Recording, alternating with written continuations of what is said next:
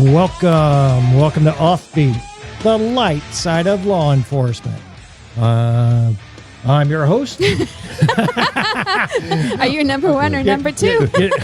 Whoa, we can't talk about number twos this early, but I'm a little thrown off. Let's, and you know what? I said on the show, if you screw up, we work through it. So here we go.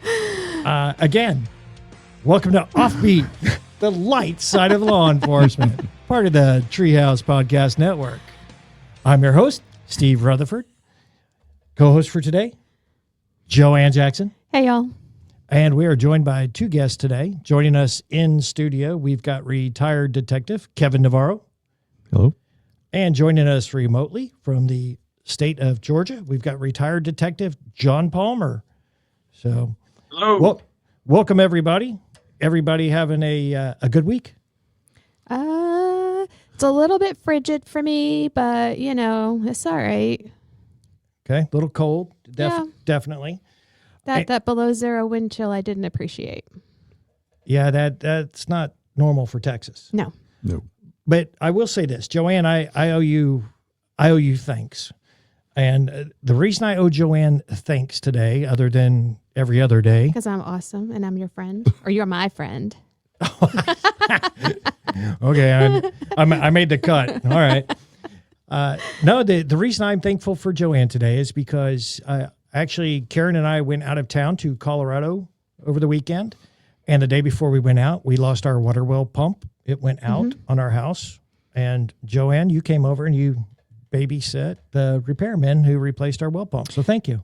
Oh, you're welcome. I did. And Demi and I had a good time. I think the two well guys were successfully afraid of her, which I appreciated, being out here where we are by myself with two strange men. And we should say that Demi is my German Shepherd. She is. Yep. She's a good girl. Well, she'd probably bite your face off if you tried to hurt one of us, but she's a good girl. She'll lick you to death. Well, and thank you again for coming over and doing that, and had a great time in Colorado. Right, I saw that. Wolves. Yeah, drove the truck, all over the mountains and the snow and the ice, and a really great trip. It's about a 10-hour drive out there. So on our way back, we were in hour number 9 of driving when the transmission went out on that said truck. I was kind of surprised that you took the truck. I thought maybe you took one of the kids' cars and let them take the truck, because Steve has this really awesome truck that I haven't seen in years, because he just didn't drive it. It stays in the barn. Yeah, it stays in the barn because he had something with better gas mileage. And when I realized that they took it on the trip, I thought that was pretty brave. I took it on the trip. I just didn't bring it home from the trip. Didn't bring it home from the trip. It's at a dealership in Wichita Falls, Texas, about an hour away, with a new transmission. So. Oh, you haven't gotten it yet? No. I ain't driving you. Insult to injury. Not only did I have to pay for a new transmission, now I got to drive an hour to go pick the thing up. But on top of a new well pump. Yeah, but you know what? What doesn't kill you makes you stronger and poorer. Poor, yeah. Well, but going back to the what doesn't kill you, let's move on to Kevin here. Kevin, don't kill me, Kevin. Good segue. One of my better segues. Kevin, you're a retired, detective, and you actually you were a detective in the homicide unit for a while. I was. Now, how long have you been retired? Almost 13 years. Has it been that long already? It has. It just feels like it was yesterday. I think that's why I keep getting confused on the timeline when Brian was in the academy with you. Yeah. Yeah, I think that's why I'm confused. I didn't think it'd been that long. I started the academy 28 years ago. Oof, you're old. I am. Joann, someone's older than me. I think someone's actually older than me for once. This makes me happy. We have told you on the show before, do not call our guests old. Seasoned? Seasoned veteran. I've gotten to that age that almost every room I'm in, I'm the oldest one in there. Me too. Yes, Me too. Scary. My birthday's coming up. Is that a hint to our listeners? What's on your birthday list there, Joe? I don't know. I haven't thought about it. Okay, well, think about it. We'll get back to your Joann's birthday list. Now, Kevin, how long were you in law enforcement? Well, I like to say that I was 31 full-time, 31 years. But I'm still a reserve. Matter of fact, I went to a reserve meeting last night. I went to taser training last week. Wow. And I've got to go active shooter training pretty soon. They made me go to the taser school because it's mandated by the city, but they refused to give me a taser. So I was like, But weren't you a That's not taser right. instructor? back in the day, yeah, I was, Yeah. but Wait. not anymore. So you go to training to get recertified in the use of a taser, but they don't give you one. No. That doesn't sound right. Well, I don't put a uniform on anymore. All my reserve time is usually spent in teaching because I spent the last 15 years of my career at the academy. Very nice. And I was about to ask it, what agency did you work for? Dallas Police. And what kind of opportunities did you have during your time in law enforcement? Man, I got to work the streets of North Oak Cliff, and it was outstanding. I loved every minute of that. And then I went from there. I went to Capers, which is a Crimes Against Person Division, and I worked in assaults back when we handled sexual assaults and family violence. I worked in different units that was in the middle 80s. So, and then I went from there. I transferred over to the homicide unit. Worked there for 7 years, and then eventually I got to the academy and spent my last 15 years there. And actually, I'm still assigned to the academy as a reserve officer. Nice. They can still call you up and have you come teach something, huh? They do. Nice. And John, you're also retired. How long have you been retired? I've been retired from Dallas PD for 10 years and my second federal position 1 year. Okay. I can't believe it's been 10 years since you've been gone. A lot of people might recognize John from a little TV show. Uh-oh. John, have you ever starred on a TV show? I think I would not use the word starred ever. About appeared. I've appeared in some TV programs. Yeah. I always like to say that John was on TV doing the first 48. Right. And they could do that. But when I was in homicide, we had the most murders ever, 451, 491, 501 in those years I was there. So we were busy working murder cases. We didn't have time for TV shows when I was there. Celebrity appearances and stuff. But people do think that I'm Eddie Ibarra, but I'm not. You're not Eddie. You don't look anything like Eddie. So John, I have to ask, if you're on the first 48, did you get your suspect within those first 48 hours? Some of them, yeah. Some of them a little bit longer. Well, and when you say some of them, does that mean you've had multiple appearances? I appear in 17 episodes. It's only 17? But you got to understand, only 3 of them were my case. I solved okay. I was part of a team. We had a really good, I took the spot that Kevin was in homicide, and Okay. that squad was really tight knit, and we'd go years at a time without training new folks, and we solved a lot of cases. We worked really well together. But John, when you said you weren't necessarily a star on these shows, I mean, you say, what was it, 17 episodes you were in? That makes you a TV star, sir. He's a star. There's no doubt. Friends back home would call me and be like, hey, did you watch First 48? And I'm like, yeah. Like, do you know that guy? I said, yeah, I know that guy. They're like, really? And I'm like, yeah, he's a nice man. They're like, really? I'm like, yeah. Well, wait, how long was your tenure in law enforcement, John? Did 28 years with Dallas PD, and then I did another 10 with the Federal Law Enforcement Training Center in Bunko. Outstanding. What all opportunities did you have during your career? I did 10 years in patrol, and then like Kevin, I went to Crimes Against Persons after that. And I spent a year, by the time I got there, they'd split up the assaults, and I was assigned to a felony assault unit. We called ourselves the Knife and Gun Club. Oh. Knife and Gun Club. I like that. And from there, I was selected for homicide, and 10 years in homicide. Then I did the last couple years in the training. I took Kevin's seat again. I chased him throughout my career. And I got his spot. When his spot in training opened up, when he retired and went to his second career, then I took that spot. And I was there a year and a half or so, 2 years before the feds picked me up. Oh, nice. Yeah, very nice. Very nice. That's a very good. See, that was a good advice that told you to leave homicide and go to the academy. And I'm assuming, John, is that how you ended up in Georgia? Yes. I worked in the behavioral science division of the Federal Law Enforcement Training Center, and I retired there as a branch chief. Oh, wow. Yeah, fancy. Fancy. He's a big deal. He is a big deal. No, I'm He not. just doesn't like to talk about it. He's a TV star, guys. Now, Yeah, the latest one just came out in February. It's if you go to HBO Max, there's a thing on Aryans, and Kevin, your friend Tiger's on that. Yeah, I've watched that episode. Yeah. I don't have Max, so I don't get to see it, I guess. we're going to have to get it. Well, you're going to have to get it, and I'll come here and we'll watch it after the show. I can just Okay. tell you guys one thing, okay? I'm very confident that you can find better ways to spend your time. Yeah, but now we're curious. We got to check it out. Now, let's get into some of these stories. Kevin, I understand when you're a young officer, you were called to court, and there might have been some little mishap there. Yeah. I got to tell you all this story. I'm very fortunate because when I was a youngster, my dad used to ride out with police all the time, and so he'd come out every Sunday morning. We would be like, right before we went to church, it'd be like,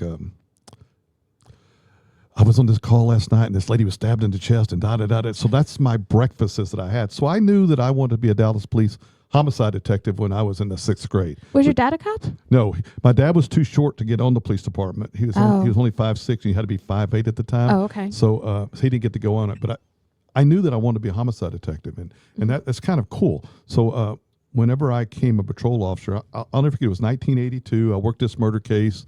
Back in those days, homicide does their own reports now, but back in those days, the patrolman did it. So I was the young guy. I said, do your report. So we're on this murder case.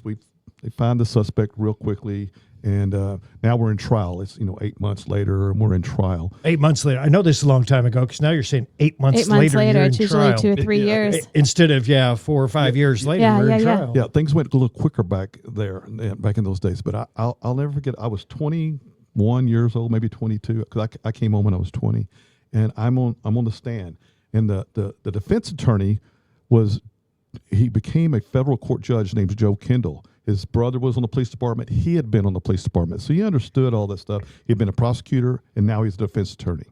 So he's questioning me about his version of the police report. So being that y'all are in law enforcement, you understand this.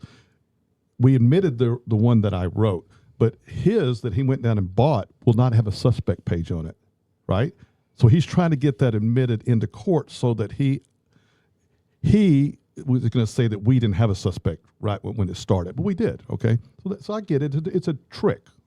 So he keeps asking me, can I get this report in? And the prosecutor kept objecting to that. Objection. And I'm young. I don't know what the heck's going on here. And finally he said, okay, who's the custodian of the records? I said, I don't know. And then we go on to the next deal. And about 6 times, Joe Kendall asked me, who's the custodian of the records? And the last time he was so mad at me because I didn't know who the custodian of the records were. So what was interesting about it is that he asked me a 7th time. I have the jury over there. I have the court judge over there. Everybody's watching you. Everybody's watching me. And I looked at him and said, sir, I have no idea who cleans up down there. See, in my life, I'm 20 years old, In my life, the only time I'd ever heard the word janitor or custodian was a janitor at the school or a janitor at the college that I went to or the janitor at the church that we were at all the time. So I thought custodian was, So everybody laughs. I'm just sitting there He puzzled. must have been so mad. I was sitting there so puzzled that I have no idea why people are laughing at me. The prosecution, he says, I'm going to pass the witness. They come to the prosecution, and he says, we passed the witness, because I've said everything I need to say. and the judge gives me kind of like a high five, and then I walk out, and all the jury's like, that was really good. And I walk in and like, why are they thinking that's funny? I have no idea. So I get into the deal where all the homicide detectives are and back in the back room at the courthouse, Right. They said, what did you do out there? And I went, who's the custodian of the records? And they said, well, that's Captain Roger Duncan. And I said, Captain Duncan cleans the records section? Oh, God, you're still going. So I have no idea. So that's a true, absolutely true story that happened to me. That is funny. I was like 21 years old when it happened. So Oh, That's funny. It's recorded. I can't get away from it. It's a real story. wait, it's recorded. Where's it recorded at, Kevin? That person who's doing all the writing, they're in the. So it's in the formal documents. It's in the formal documents. It's in the yes. court documents. Yeah. Wow. If only we had the case number and we could look that up. Yeah. Yeah. Yeah, you know, when you're growing up, custodian's the person at your school that, it's cleaning the. Yeah, I never heard, because I was never in the military. I was never, nothing. I don't know. Custodian of the records. I'm going to chuckle about that for like a while now. Yep. Oh, that's a good one. I think so far, Kevin, you have our best courtroom stories. Actually, that's our only courtroom story. Well, at least for me, for episodes I'm on. Well, I got one more courtroom story if you want to hear it. Oh, yeah, go for it. Don't hold back. Okay, so I was in homicide. I've been there quite a while. And I've been, back when I was there, it was really, really busy. The Jamaicans were here. The drug war was bad. It was bad. And so we're going, I've got a trial, which was like every Monday. Well, my mother calls me to tell me, and she's about 60 years old at the time, and says, I've got to go to jury duty. And I don't know what to do. So she shows up, and I just kind of show her where the jury room was and all that stuff. And so I go about my business. And back in those days, and John, it may have been this way when you were there too at first, where you were in court every Monday on a murder case. It was just the way it was. And so I go to my court, and I notice my mother is sitting outside.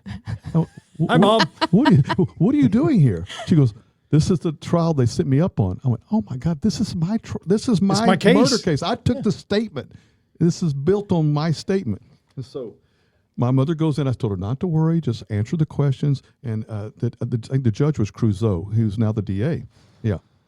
So I remember I was kind of watching to see what was going on, and they had the list of all the people that were going to testify.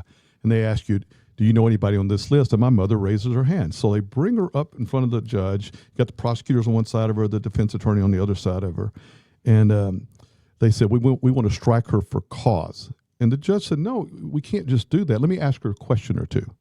She goes, Miss Navarro, we know your son. He's a good detective. We trust him, and he's a good guy, right? But I need to ask you one question. If your son gets up here and testifies, will you believe him over everybody else?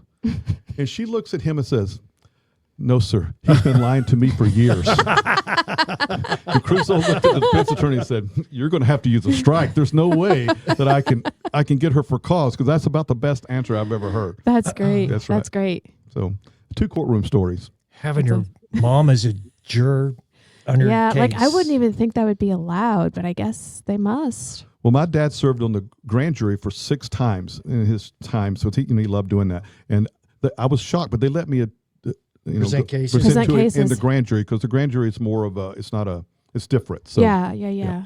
That's cool. Let you read in cases and Yep. blame your dad. Wow. So John, did you know who the custodian of the records is? No, I couldn't answer that question.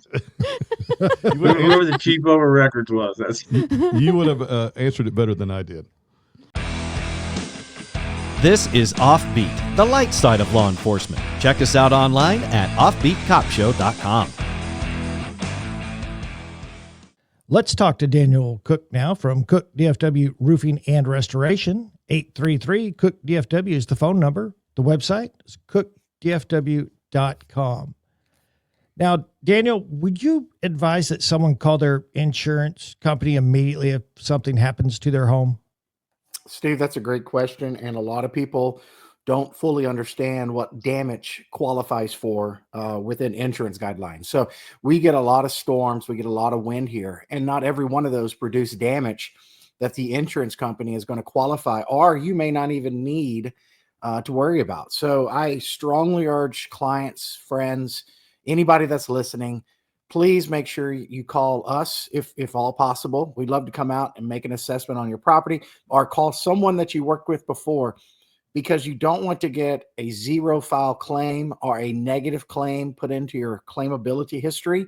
Anytime you file a claim, whether they pay you or not, it goes onto your insurability record, and you're able to run what's called a clue report when you have to then file for more insurance or change insurance companies, or even when you renew, all those items are looked at, and it can affect if you can actually get insurance and what your rate is. So super important. Make sure you call a contractor first, unless you just have tons of like physical, visible damage that you know is going to become a tornado, a fire, large amounts of broken windows, major damage that's you don't have to worry about being covered. But otherwise, if you just see some hail coming through or high winds, does not mean you need a claim, but let's call us out. We can double check and make sure your home is safe. And you offer free roof inspections, right? Our services are complimentary. We just want to make sure your home is safe. It may only take a few minutes out of your day to just give you peace of mind later on. Very good. Give the professionals at Cook DFW Roofing and Restoration a call for any of those roofing, remodeling, or restoration needs. The number is 833-COOK-DFW. The website, cookdfw.com. Be sure to ask about the free first responder upgrade. Planning for the future is challenging, and getting where you want to go in life requires strategies built around your unique financial needs. Alexander Financial Management is here to help you reach your goals. As fiduciaries, Alexander Financial Management will pursue the best solutions for you, no exception. While their decades of experience and service are available to everyone, Alexander Financial especially wants to help first responders and their families. The founder is a former police officer, and the executive team includes a retired fire captain and a retired police officer. Their extensive background in public service gives a deep understanding of the public retirement systems of Texas. So for retirement planning, investment strategies, life insurance, and estate planning, Alexander Financial Management has your back, so you can look forward. Get more info at alexfm.com. That's alexfm.com. Investment advisory services offered through Transcend LLC, a registered investment advisor. TE3 and Alexander Financial are not affiliated entities. Insurance products and services are not offered through TE3, but are offered and sold through individually licensed and appointed agents.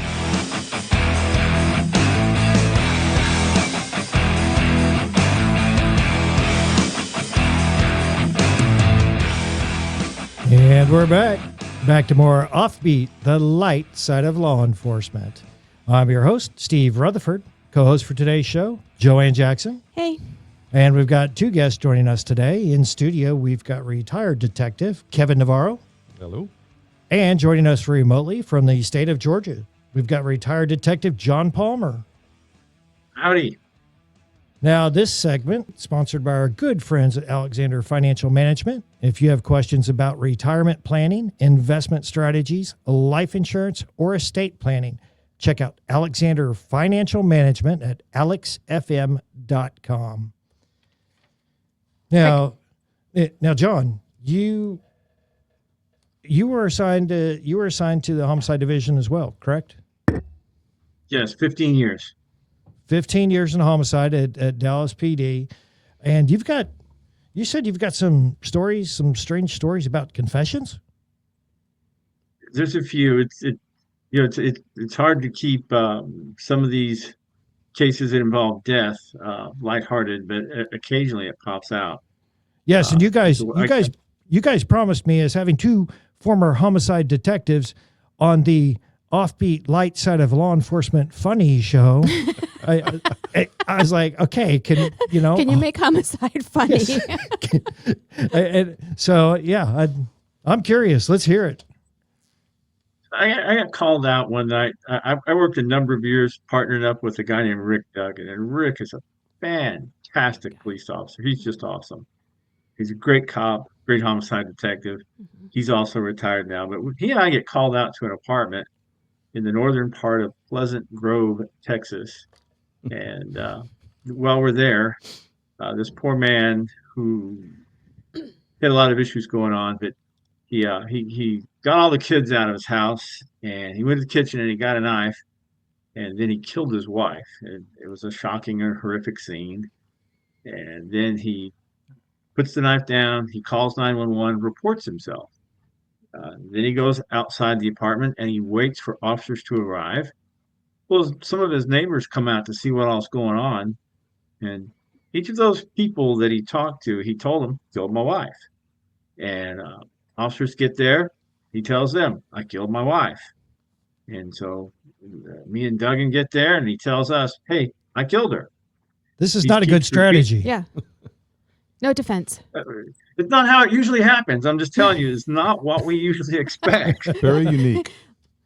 So we send the guy downtown, the officers transport him, and we finish our business up at the crime scene, and we go back downtown, and Duggan's going to conduct the interview, and I'm the secondary, and I'm watching this remotely. There's cameras in the room, and I'm in a second room listening and watching. And normally we'd spend a little bit of time building rapport with the guy, perhaps persuading them to tell us what happened. But Rick just starts it off with, "Hey, tell us what happened." The guy very plainly and explicitly lays out everything that he did. And Rick's a good interviewer and goes, "Okay, I understand what you did, but don't understand why. Tell us why." He goes, "Well, I've been having these voices in my head." And Rick says, "Okay, well, what are the voices saying?" "Well, I keep saying over and over again, 'Kill her, kill her.'" "Okay, well, does anybody else hear the voices?" He, "No, I don't think so." "Well, where are they coming from?" He goes, "The TV set." Is the TV set, and I'm pretty sure it's God talking to me through the TV set. And so it becomes very apparent to us rapidly that this guy has gotten some kind of a mental health crisis going on, a really bad one. And so Rick comes out of the room and it's like, I don't know what else to do. And I think, well, I think this thing could spin around whether or not this guy is, profoundly mentally ill. We should dig down on that and see if he can tell right from wrong, which is kind of the test. In Texas, if you have that ability. So he goes back in the room and he asks him, "Hey, how do you feel about having killed your wife?"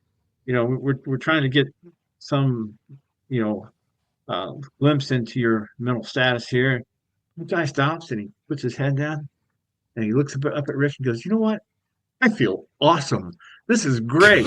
I feel like I've had this weight lifted off my shoulders. I've been needing to kill her for so long, and I feel so good about having killed her."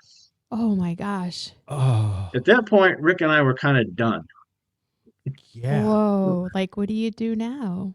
Yeah. You give up. I'm, He I'm wins. feeling- We give. yeah, I'm feeling pretty good about what I've done. And he's, Yeah, it's like, wow. I think Didn't that's the expect first that. time- Yeah. yeah, no, That's a first I've heard of. Yeah, I did it and I feel great about it. And let's have some drinks. in prison. So, Yeah. Yeah. Rick, it may not be funny to a whole lot of people, but Rick and I joked about that for a very long time. Yeah. Well, Well, I mean, it's what all did you have to investigate on that? I know, right? Nothing. Did you have to go to court or did he just plead? Actually, they found him incompetent for trial, and That's he what I was becomes. gonna ask. He gets assigned to whoever the judge is in that courtroom, becomes his guardian, and then you're better off going to trial, I think, than being ruled incompetent, because you don't even get a trial till you are competent. You remain in That's custody. true. Yeah, and who knows what you're in while you're waiting for that. I mean, which is the worst, But Yeah. yeah, that's crazy. That's crazy. Yeah, and that's why I was asking. We were far more worried about catching whatever was wrong with that guy, the two of us getting it. So we were kind of done. Don't listen to your TV. Don't listen. Turn the TV off for a couple of days. Yeah, I mean, geez, what was he watching on TV? Exactly. I don't know if you guys ever, like, I used to live near White Rock Lake, so I would go there and run.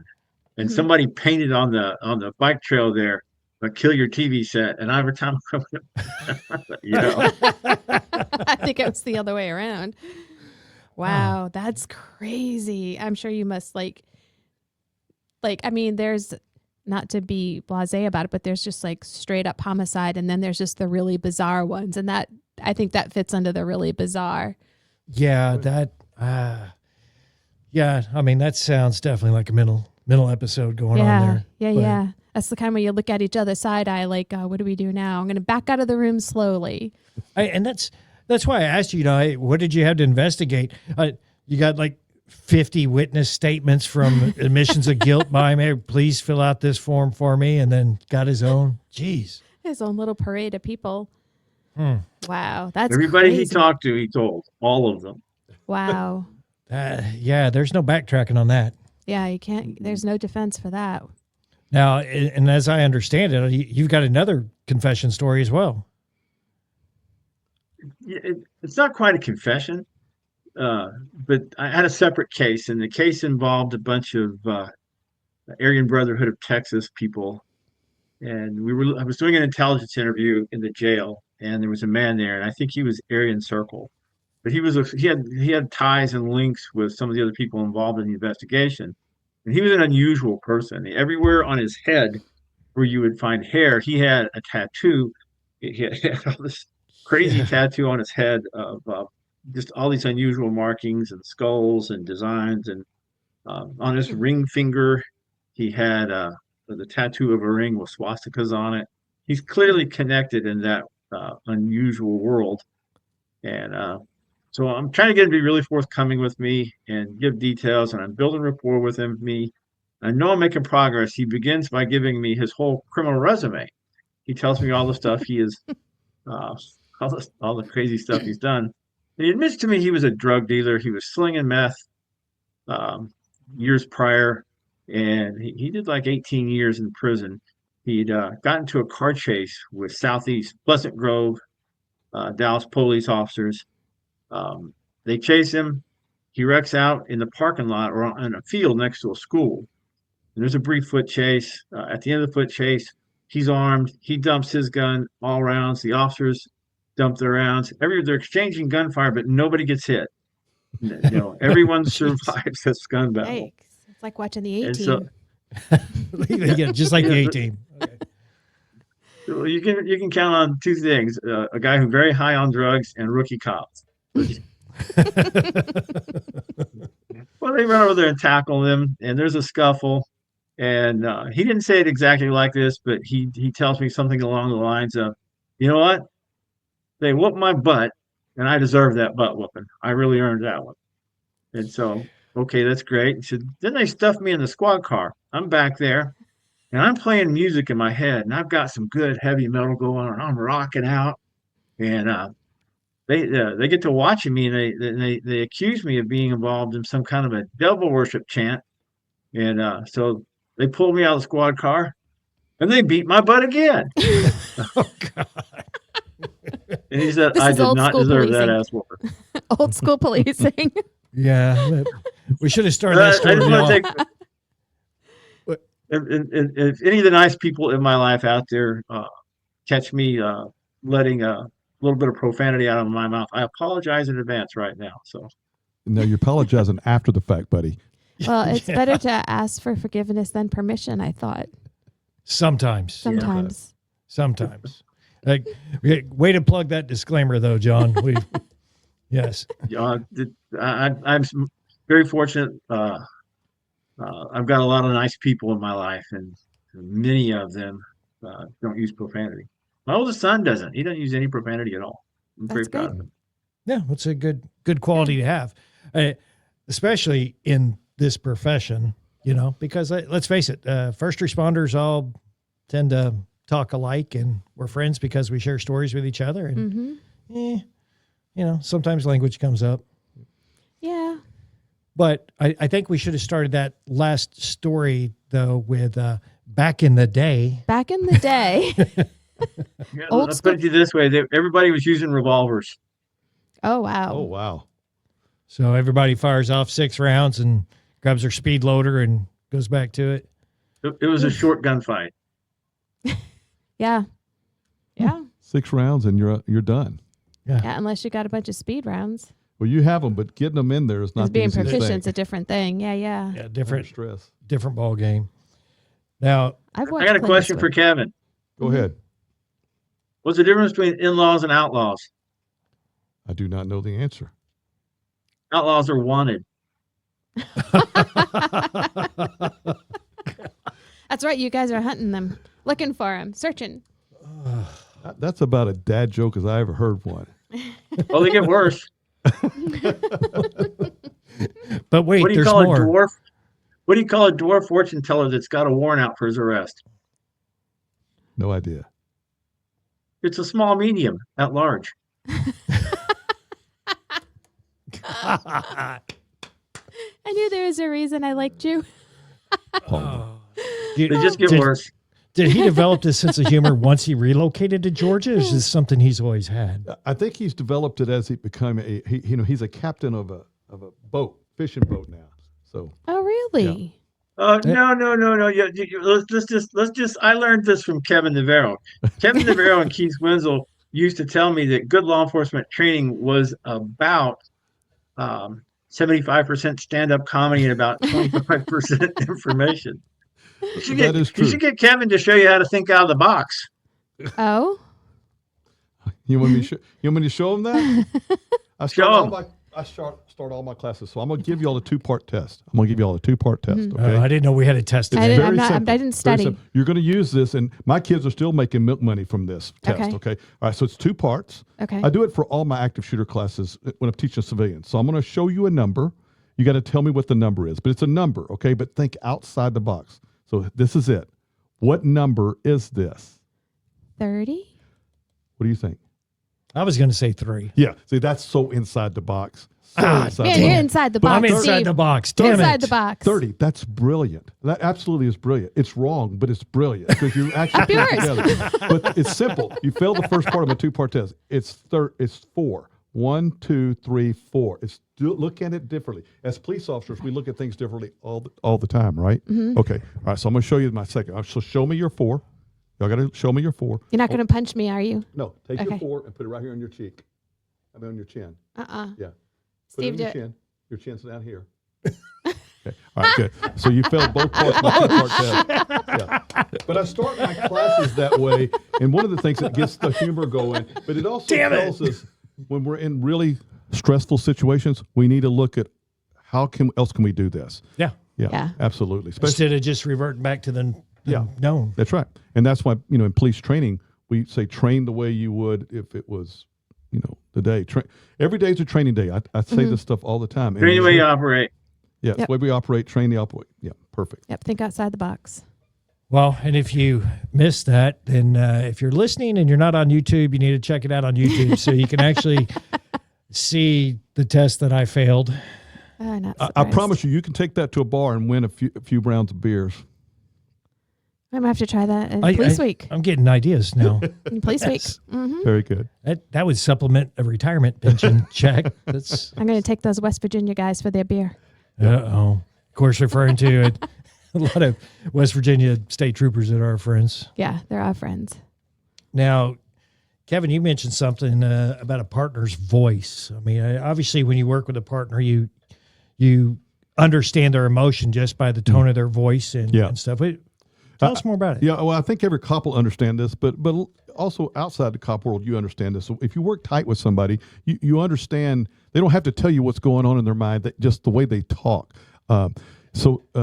My very good partner for a long time, sometimes when I was in patrol, but certainly when I went to homicide, became over and we worked together very dearly, was a good friend of mine by the name of Ken Penrod.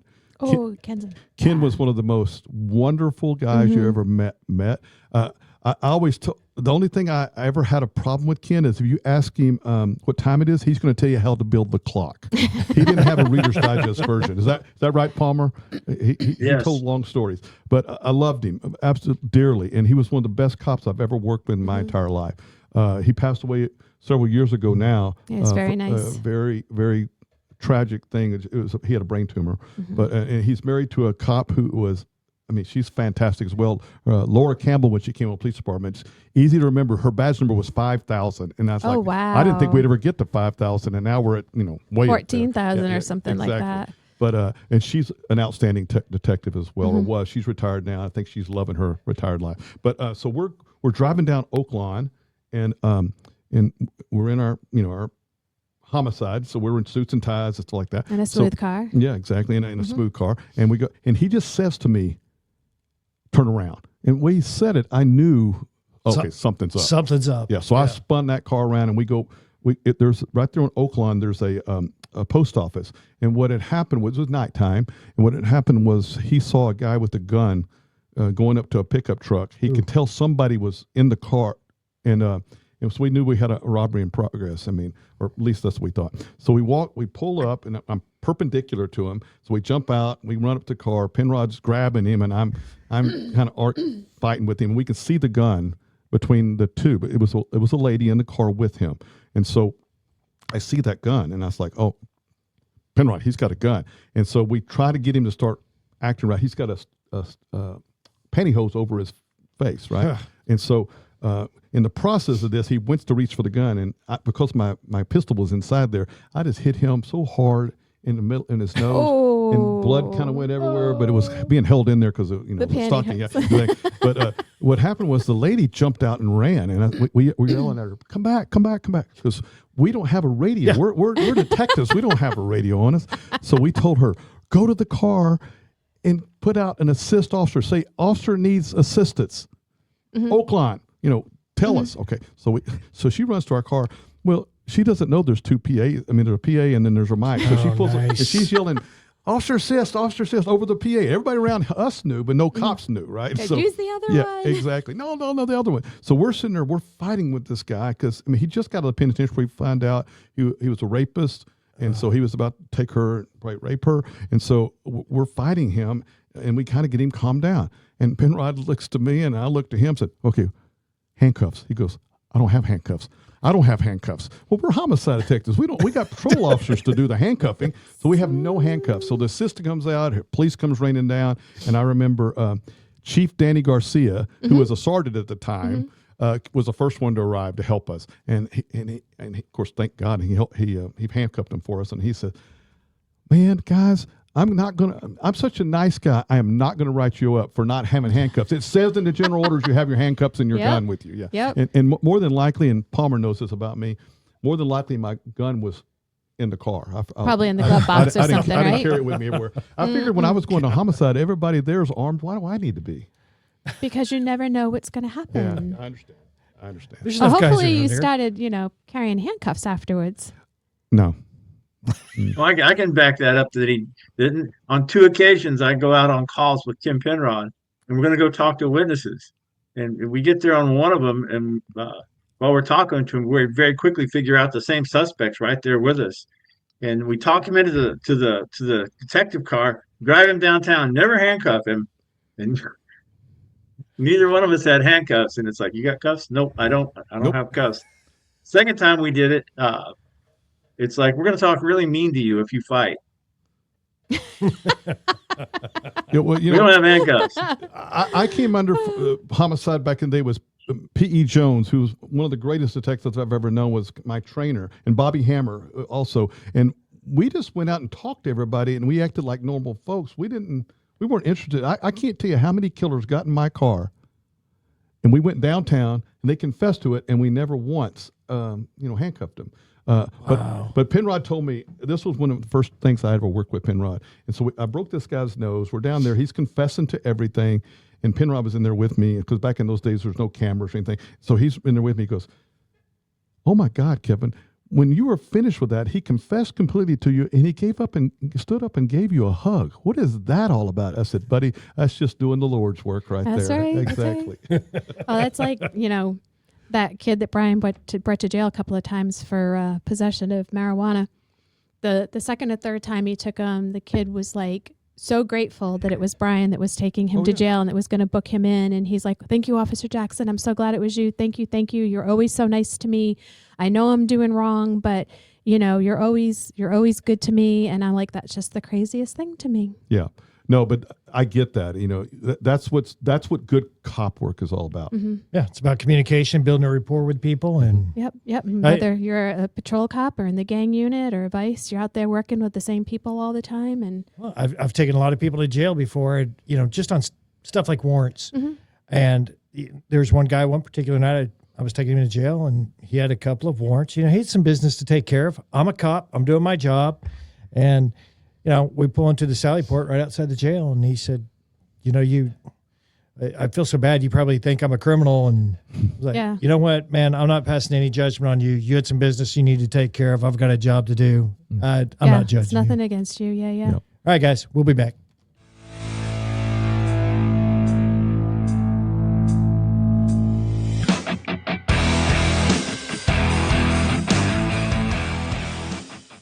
Let's welcome David from Cindy Leisure Farmers Insurance Agency into the studio. Their number is 972-784-8888. David, how are you doing? I'm doing well, Steve. How about yourself? I am doing great today, sir. Now, What are some of the things that are factored into a quote when someone is looking for home insurance? That's a great question. Now, insurance is like everything else, auto, home insurance, it's credit based. So, and there's no inquiries on your credit when you get a quote. So it doesn't affect your credit or anything like that. But the stronger your credit is, the better rate you're going to get. They look at claim history, also the condition of your home, how old your roof is, and all that factors into your home quote. So quite a few different things factor in. And in regards to quotes, you guys provide free quotes, correct? Absolutely. And there's a no obligation quote. Usually, we can do the quote while you're on the phone. If not, we'll email it to you same day, usually within an hour. And no harm, no foul. If you decide to go with us, great. If you don't, we'll even make recommendations to your current insurance company because it's what's best for the customer, not what's best for us. Yeah, and you've mentioned it before at Cindy Leisure Farmers Insurance Agency. Every customer's a VIP. Yes, sir, they are. Now give the folks at Cindy Leisure Farmers Insurance Agency a call for any of your insurance needs. The number is 972-784-8888. That number again, 972-784-8888. Ask them about their first responder discount. And we're back to more Offbeat, the light side of law enforcement. We've got two guests joining us today in studio. We've got retired detective Kevin Navarro, and joining us remotely from the state of Georgia, we've got retired detective John Palmer. Both from Dallas. Yeah, both from DPD. Yep. Now, I know both these guys, so. Hey, And have for a long time. Have for a long time, yeah. Yep. good deal. Now, if you've not checked out our website yet, check it out, offbeatcopshow.com.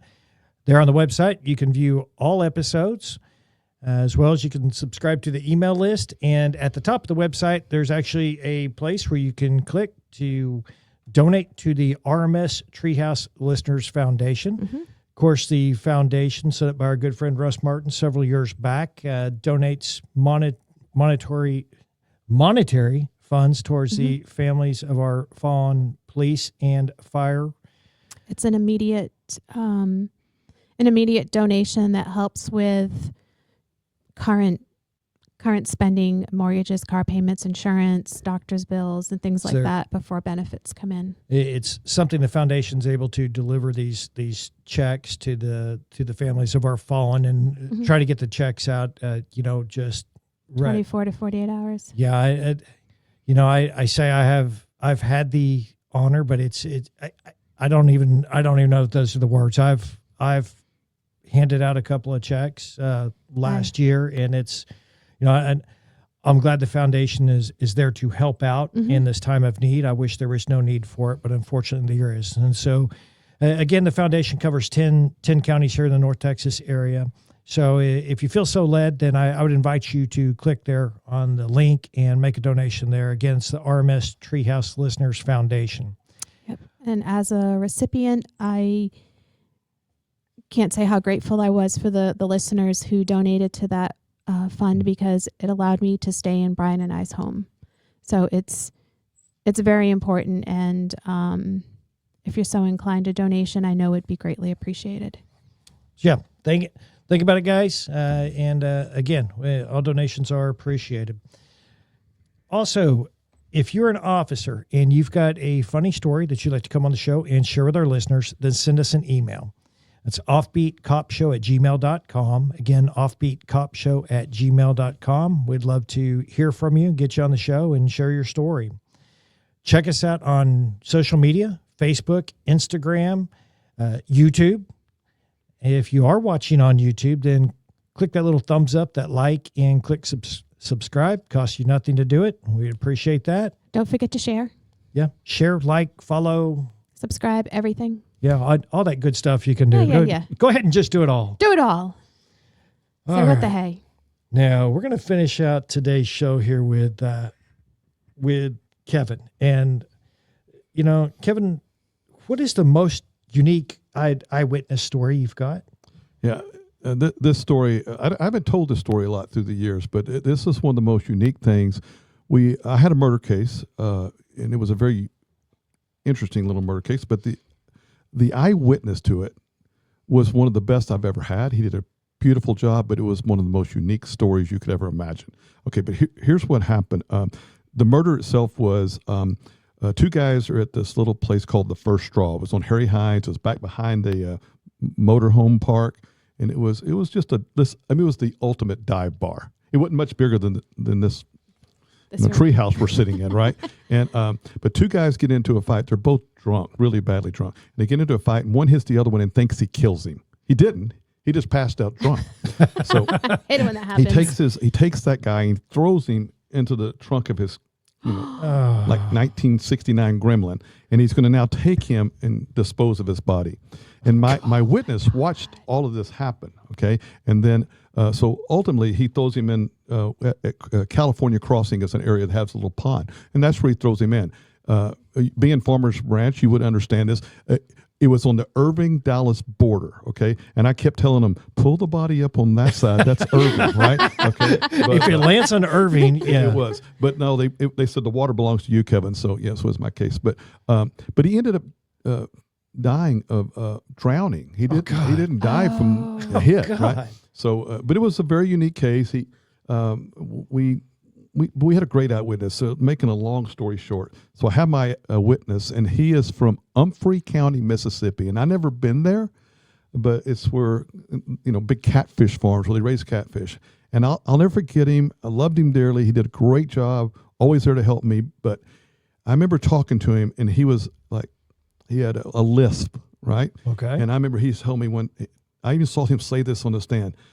I'm from Humphrey County, Mississippi, and I lived on the catfish farm, and we ship catfish all over the world. And so I was like, oh, my God. But he's such a sweethearted, kind man. He actually told the jury, he says, in Humphrey County, if we don't grow it or catch it, we don't eat it. And the only time we go to the stove is to get salt and pepper. Pretty good, right? Yeah, great guy. So we're in trial. And he does a great job. The guy gets convicted of this crime. And then he calls us and says, hey, can y'all meet me to give me some money? Because I need to get help getting to the airport, right? So I said, okay, we'll meet you out on the freeway. What I had found out was that when he was here, he was put up by the county of Dallas, and he's a witness. And he had found... This was back a long time ago. Spectrovision, remember, where you just turn a movie on? Well, he turned on a pornographic movie, and it was kind of like that Friends episode when they turned it on and now they won't change the channel because they framed it to lose it. So he just left it running. And so the bill ended up being about $90. So the county took every dime he had away from him. So he didn't have no money to get to the deal. Oh, my gosh. But he told me, if you'll give me some money, my cousin will take me to the airport. Okay, that's great. So me and P.E. Jones were backed up at Freeman Olds out there on the airport freeway back in the day. And we see this motorcycle go by. It was very unique. It looked like something was flapping in the wind. And then it comes back by, and they come our way. And I was like, oh, my God, that's our witness. And what had happened, he had tied himself to his cousin who was in the front. He was on the back. And he had everything he owned within those 2 suitcases because he didn't know how long the trial was going to last. And as he came down the freeway, those suitcases were just dangling behind him in the deal. And I thought it was going to pull him off, but luckily they were tied together. And so he comes in, we give him $20. He gets in, he says, thank you so much. And off they went down the freeway. I'd never seen anything like that. That's crazy. And it just goes to that story. I mean, a great man, hardworking guy. It was, I love him. Best witness I've ever had, I think. But it was just a unique thing. And you'll understand this. John understands this. You can't make things up that are as funny as that you'll see in real life. Yeah. As a cop. Yeah, that's true. Yeah. That's true. Yeah. Just his suitcase is just on each side of the motorcycle. He's okay. Yeah. Going down the freeway at 70 miles an hour with those suitcases flapping in the wind. And he's not falling off because he's tied. They tied them together. Tied the suitcases together? No, tied the 2 guys he were was tied tied together. to his cousin who was driving. Otherwise, he'd have gone right off the back. That's genius. Okay, I mean, legit. I mean, why does the movie Dumb and Dumber come to mind here? It was long so before cold. Dumb and I Dumber, gotta but yes. pee. One's frozen to the other. It's probably where the inspiration for that scene comes from. True. Hey, maybe they got royalties for that idea. Who knows? Yeah. All right, guys, that's what we've got for today's show. Kevin, John, thanks for joining us today. It's been a pleasure having Thank you guys you on so the show. much. Yeah, thank you all for I having us. appreciate y'all coming on and helping. Yeah, it's been great. Well, Good talking guys, to you, Steve. Love you, Joe. Love you, Kev. Love you too. Be good. well, guys, Hope to see you soon. keep it real, keep it funny. Until next time, stay safe and watch each other six.